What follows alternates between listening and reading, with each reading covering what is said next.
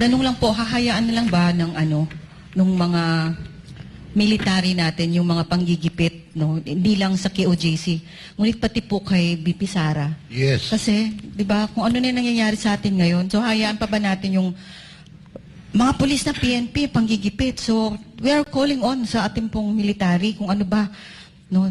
At saka yung maging mga perceived enemies ng state, tulad nga ngayon ni Pastor at saka ni PRRD, no? Na pilit nilang ginigipit ngayon.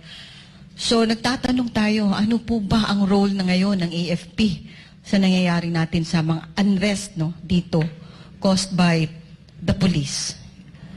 So, nananawagan tayo, ano ngayon ang... Andito naman yung ating mga legal counsel sa mga nangyayari ngayon. Kasi what I'm seeing right now is sobra yung pamamalitika, no, that even the Vice President, her life is being put in danger by this Marbil, no? He pinull out niya yung security ng Vice President, and the Vice President came out with a very clear statement about it, no? So yung nakakatakot, the Vice President said in her statement, yung quality ng leadership, sinungaling si Marbil, di ba? Nagsisinungaling siya, and then he put the photo of the children of the Vice President came out on social media na it was a very private na trip nila. Yes, Attorney Daina. Okay. No, I just want to add, no, aside from the fact that what Marbil did was a breach of security for the Vice President, it would appear that the PNP now is no longer protecting the Vice President. It is only the AFP that is protecting the Vice President. So, what does that say about the PNP?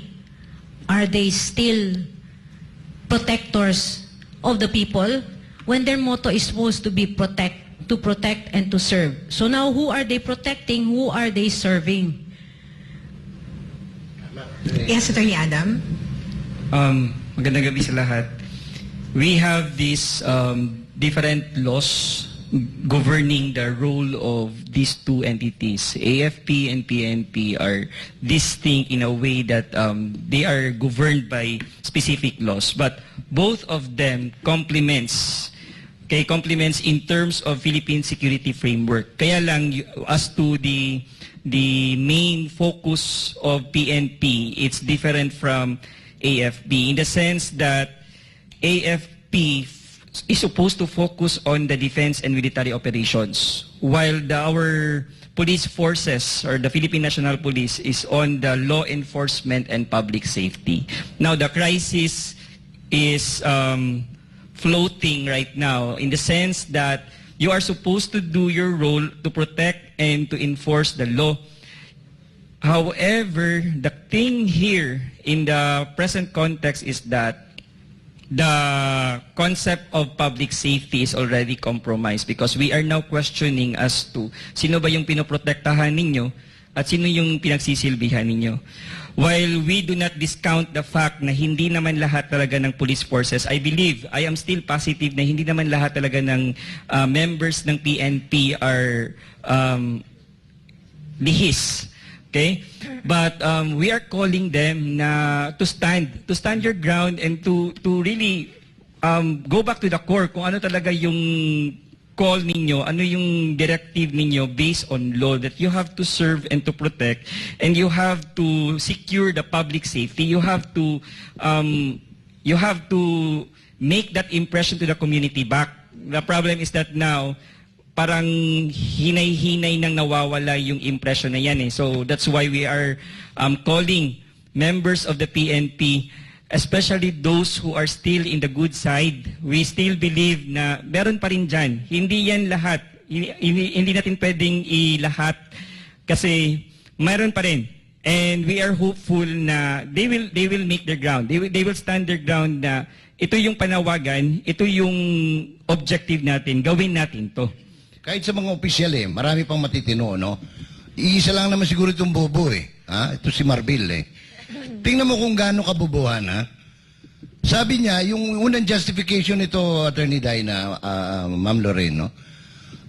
Sabi niya, kaya pinupull out yung yung 75, no? Kasi kailangan daw sa Metro Manila. Number one, problema na nating malaki yan.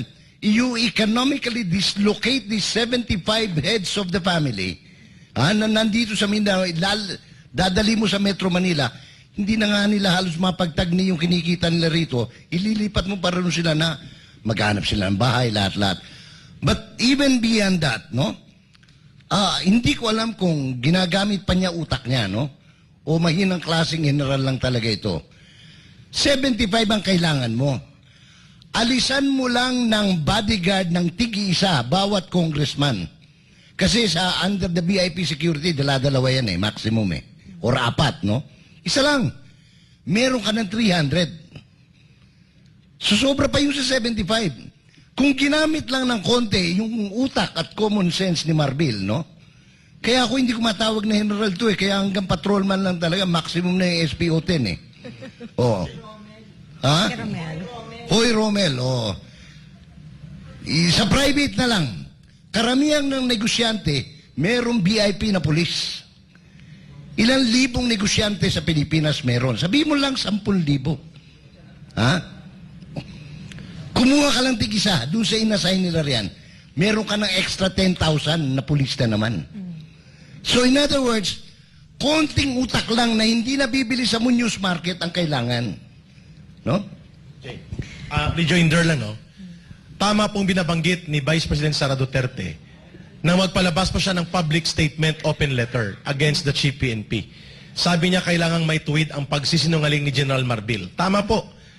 Hindi nagsalita si Marbil pero sa kanyang instruction sa spokesperson ng PNP, si Colonel Jean Fajardo, sinabi nila na ang 75 na na-recall nila na mga pulis mula sa protective security detail sa Vice President ay hindi naman pala dineploy for police visibility, kundi nakatraining ngayon sa NCR. 2,000 na nakatraining, kasama daw doon ang 75 na mga pulis. Di sinungaling talaga. Pangalawa, gusto kong kuhanan ng reaksyon sila Atty. Torion at sila Atty. Daina. Dito sa pinapakalat ni General Torre, dito sa atin sa Davao region at sa paligid nito, bago po mamaya ang mga reaksyon ng mga iba't ibang sektor at mga officials, pati na po ang mga tribal leaders ng Davao, na tumindig na at nagsalita laban sa pangbabastos at walang paggalang at lapastangan na order ni General Marbil na hindi man lang kumonsulta at nagrespeto sa Vice President. Si General Torre po ay nagpapakalat ng parang shoot to kill order laban kay Pastor without, sabi niya, order from the higher headquarters or senior officials na mas mataas sa kanya at sa sariling kumpas niya.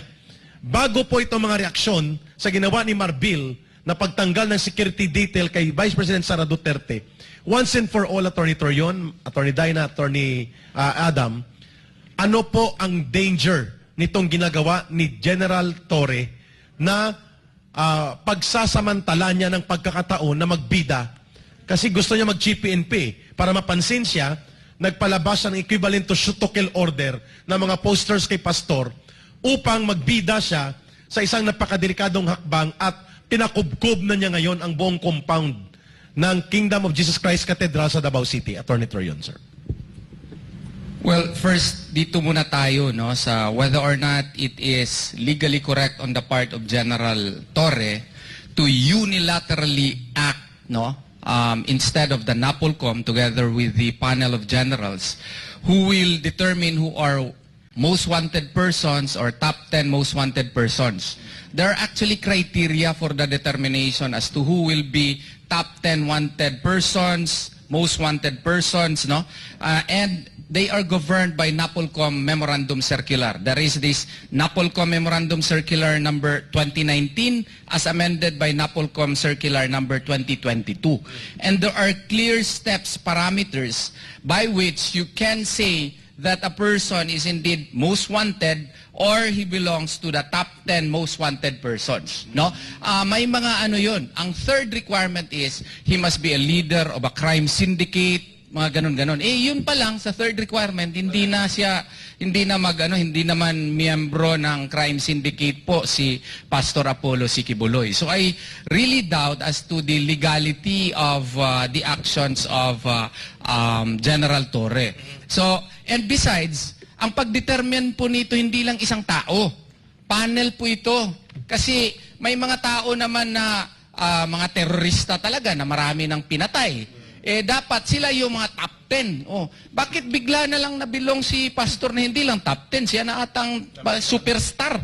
Kasi yung pinaka-wanted noon na terorista, 7.5 million lang. Panel of generals yung nag-decide niyan kung sino yan silang pinaka-top 10. Hindi yan determined by only one person. It is determined on the gravity of the crime, its effect upon society, whether or not they are governed by a syndicate, whether or not their effect upon society is so grave. All of these have clear parameters under NAPOLCOM Memorandum Circular, no? And the unilateral action, therefore, on the part of General Torre is questionable. Yun po ang masabi ko po niyan. So, ito namang ginagawa naman ni General Marbil na tinanggalan ng security detail si Vice President Sara Duterte. I hope we will remind him also of his role, no, under Republic Act 6975, no. The PNP law, no, it states section 24, no. He is mandated to enforce all laws and ordinances relative to the protection of lives and properties, and it is likewise mandated that he should provide the direction of the PNP. The direction that he is taking now is actually a selective taking away of security personnel upon our executives, the chief executive and now the second executive. Kung ginawa niya yun sa second executive, kasi meron sigurong severe lack of PNP personnel, that's the only probable legal basis by which we can support his move. Kung ginawa niya yun sa ibang mga public officers, siguro ma-justify yun. Pero ito kasi selective. So, there may be ground to accuse him of using his influence, no, for political purposes, no. Yun po. Now, with what General nga ba siya? Okay, General Torre is doing to not just, I think, Vice President Sara, but also to past President Rodrigo Roa Duterte na tinanggalan nila. You have to remember that that the Vice Presidential Security was activated only 2 years ago upon the request of Sara. Can you imagine if the AFP did not activate this unit, pagtanggal ng mga security ni Vice President Sara sa kanya ng mga PNP, can you imagine she would have been left without any security? So the security breach would have been great. So nagtatanong tuloy ako, ano ba talaga ang gusto nila mangyari? Do they want to create a crisis here that something will happen, that there will be a bad accident to the Vice President? This is just a question, no? And then at the same time, I also want to say, did the city mayor of Davao City indeed accept the appointment of General Torre as the regional director here? Tinanggap ba? Because under RA 6975, as amended by RA 8551, it explicitly states that the city mayor has the authority to choose the chief of police. Okay? Also, the RA 8551 grants the city mayor the power and authority to select a chief of police from a list of 5 eligibles recommended by the police regional director. So, this also has something to do with the change of command in all the police stations in Davao City. Was this move approved by the city mayor? Apparently, the PNP thinks that it is already above the law. Are they above the law? So that is the question that I am posing now.